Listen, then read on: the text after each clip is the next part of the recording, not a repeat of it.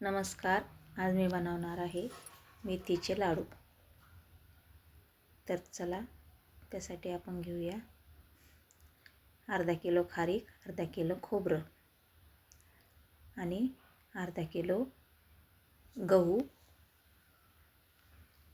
100-125 gram मेथ्या घेतल्या मी आणि अर्धा किलो गहू घेतले.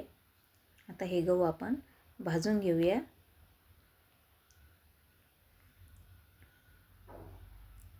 कढई थोडीशी जाडच पाहिजे गहू भाजण्यासाठी. पहिले फुल गॅसवर, नंतर थोडंसं कढई तापेपर्यंत फुल गॅस करायचा आणि नंतर कमी गॅसवरच आपल्याला गहू हे 5 ते 10 मिनटं, 5-7 मिनटं कमीत कमी भाजावं लागतील. जसे जसे गहू भाजले जाते तसं गहू हलके होते आणि मस्त असे गहू आपल्याला फुटल्यासारखे वाटते. छान असे गहू भाजून घ्यायचे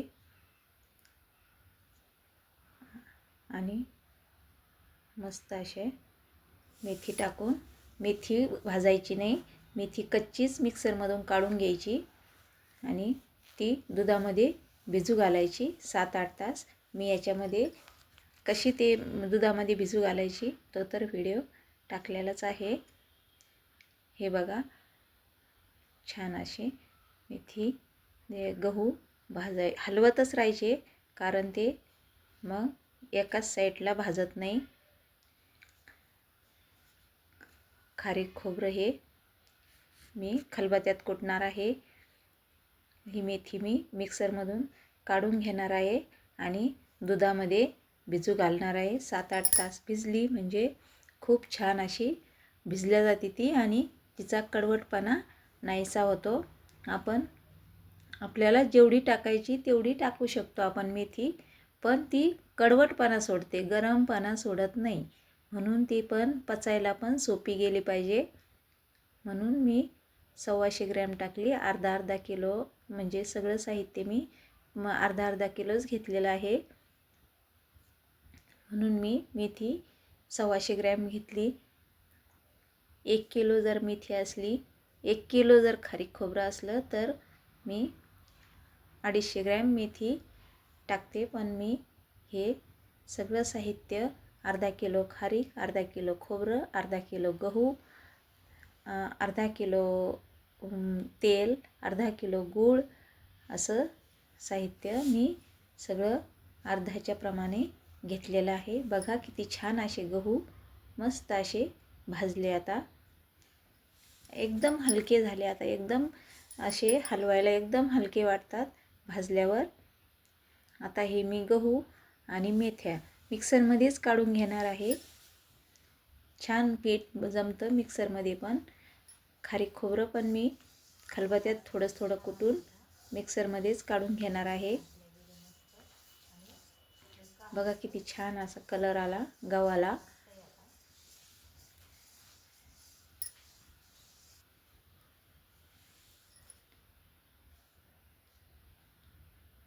हे बघा किती छान भाजल्या गेले मस्त असे. आता आपण हे खारीक खोबरं थोडं खलबत्त्यात कुटून घेऊ, म्हणजे मिक्सरमध्ये काढायला सोपं जातं.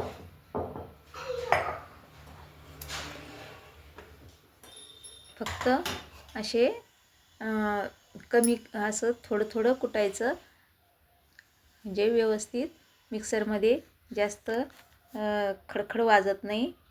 खूप छान असं मिक्सरमध्ये पण निघतं मग.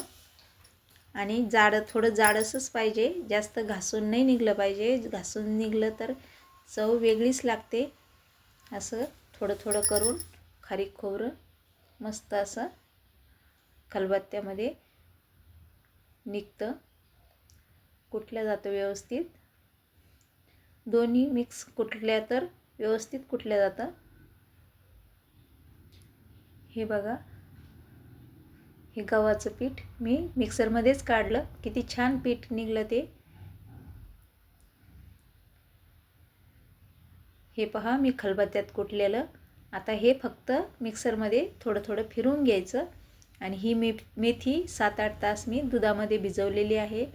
ती पण मिक्सरमध्ये फिरवून घ्यायची फक्त, म्हणजे तिच्यामध्ये गोळे असं काही राहत नाही. एकदम अशी लाडूच्या भुग्या आपण डाळीचे लाडू करतो त्यासारखे मस्त असा भुगा जमतो ह्या मेथीचा.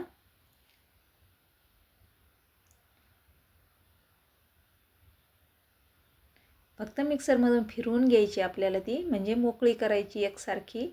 बघा किती छान अशी ही झाली ती मस्त मोकळी मोकळी. आता 100 ग्रॅम मी काजू घेतले, 100 ग्रॅम मी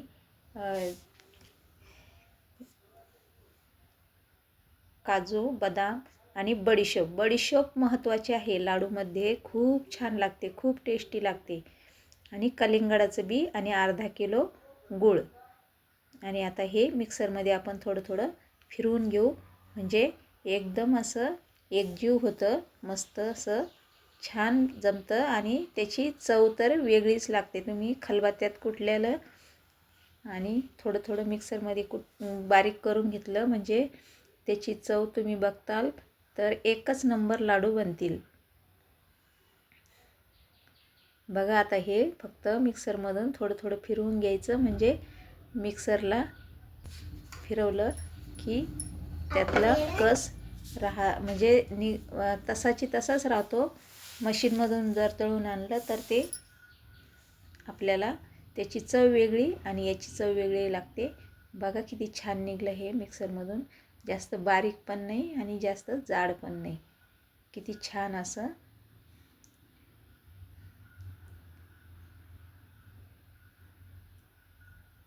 तर हे काजूचा कूट मी जाडासाठी बनवून ठेवला.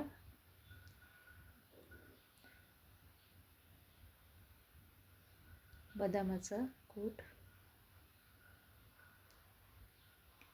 कलिंगडाचं बी,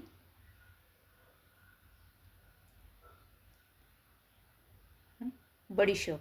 बडीशोप तुम्ही जर लाडूमध्ये टाकली तर तुम्ही म्हणाल कायच भारी टेस्ट लागती. बडीशोपनी टेस्ट खूपच छान लागती. आणि हे मेथी, बघा ही मेथी याच्यामध्ये आता कालवून घ्यायची. मेथीचे लाडू तुम्ही म्हणणारच नाही हे मेथीचे लाडू आहे म्हणून. हे इतकासा सुद्धा कडू लागत नाही. आणि हे गव्हाचं पीठ. मग आता हे सगळं एकजीव करून घ्यायचं मस्त असं.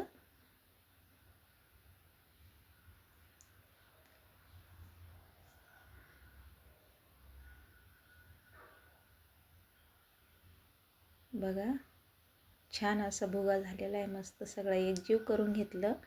आता आपण डिंक तळून घेऊ.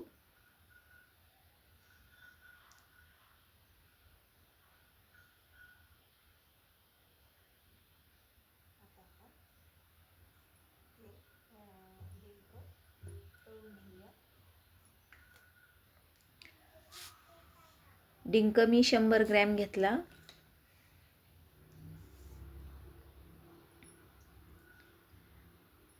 डिंक पण थोडासा दमाने तळायचा, कारण तो मधी कच्चा राहतो.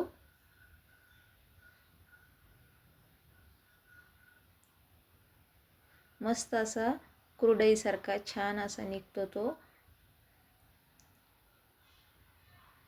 बघा थोडा दमानेच तळून घ्यायचा, कारण तो आपण वरवर फुलतो आणि मधी तसाच राहतो, म्हणून थोडासा दमानेच तळायचा.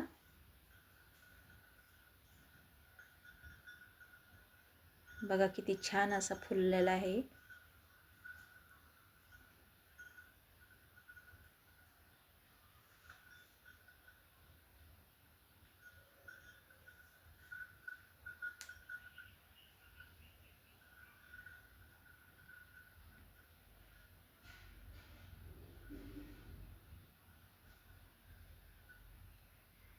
मस्त झाला ना.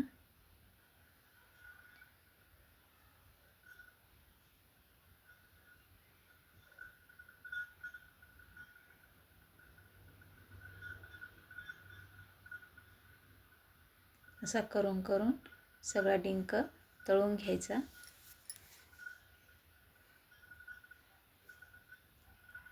तर याला थोडंसं आल्लाद कुटून घ्यायचं ताटातच. माऊलीला डिंक खूप आवडतो. बघा छान असं मस्त चुरा केला. आता हे सगळं एकसारखं साहित्य झालं. बघा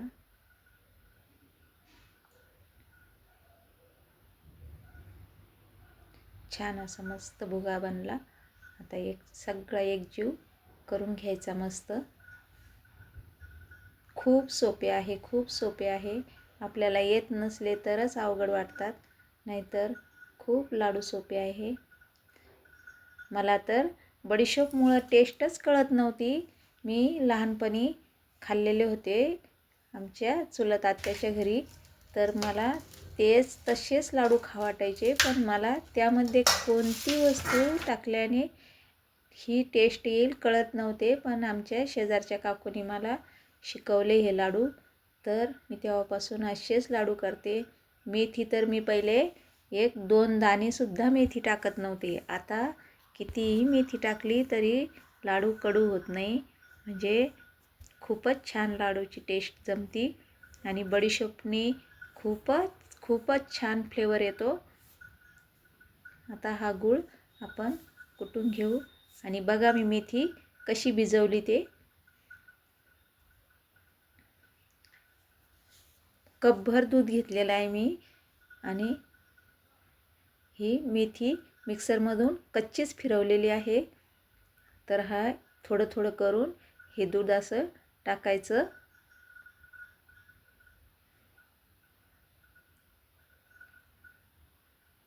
आणि तशीच राहून द्यायची.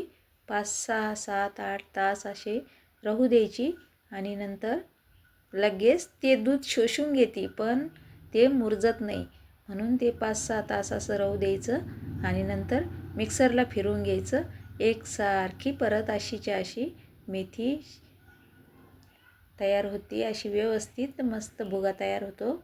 बघा फक्त 1 चमच्यावर दूध उरलेलं आहे, नाहीतर ते पण टाकू शकतो, पण जास्त जर नको म्हणून तेवढं दूध उरलं 1 कपामधून. तर तुम्हाला जर पावशेर मेथी टाकायची असली तर 2 कप दूध लागतं समजा. चला तर आता आपण गूळ पगळून घेऊया. हे अर्धा लिटर तेल घेतलं मी.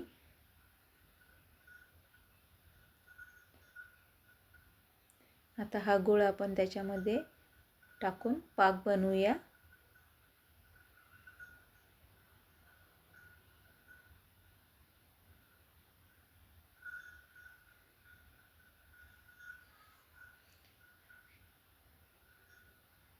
कमी गॅसवरच हा गूळ पगळून घ्यायचा, म्हणजे जळत पण नाही आणि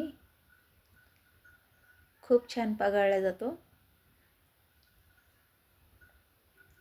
काहीच नाही करायचं, फक्त त्याला असं हलवलं म्हणजे त्याचे गोळे जे तुकडे तुकडे असतात ना ते मस्त असे पिघळले जातात. बघा किती छान असे पिघळले गेले, ते मस्त पाक झाला.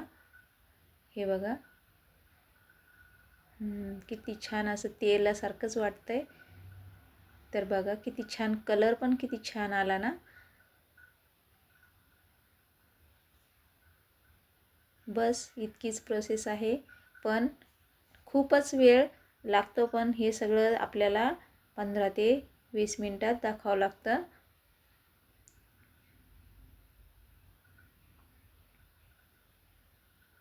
हे सगळं मी म्हणजे घरीच तयार केलं, खलबत्त्यात कुटून केलं, परत मिक्सरमधून काढून केलं. याला मधून दळून आणलेलं नाही आहे काहीच. आणि याची टेस्ट बघा तुम्ही, तेव्हाच तुम्हाला कळेल घरचं बनवलेलं कसं असतं ते. बडीशोप तर ही आवर्जून टाका, तेव्हा तुम्हाला कळेल की कसा फ्लेवर येतो ह्या लाडूला आणि कशी टेस्ट लागते बघा. आता हे सगळं एकत्र व्यवस्थित कालून घ्यायचं, म्हणजे गरम गरमच कालून घ्यायचं उचटण्याने व्यवस्थित. नाहीतर लवकर जर तुम्ही लाडू बांधले नाही तर नंतर 15-20 मिनिटांनी लाडू बांधल्या पण जाणार नाही, कारण ते गव्हाचं पीठ लगेच शोषून घेतं तेल.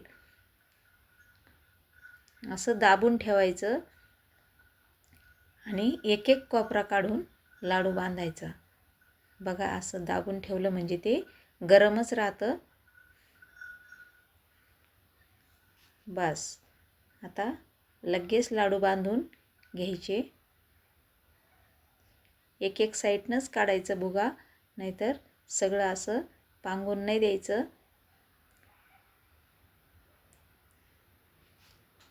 बघा किती छान असं सगळं असं व्यवस्थित बनलेलं आहे.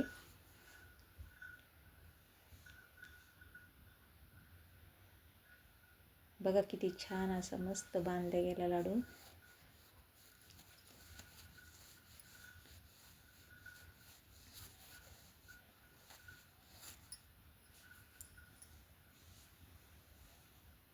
जास्त मोठे पण नाही, जास्त लहान पण नाही, खूप छान असे लाडू बनलेले आहे.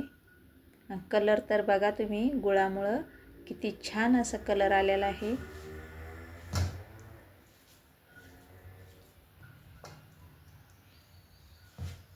5 ते 10 मिनिटात हे सगळे लाडू तयार होतील. बांधायला जास्त जोर लागत नाही त्याला.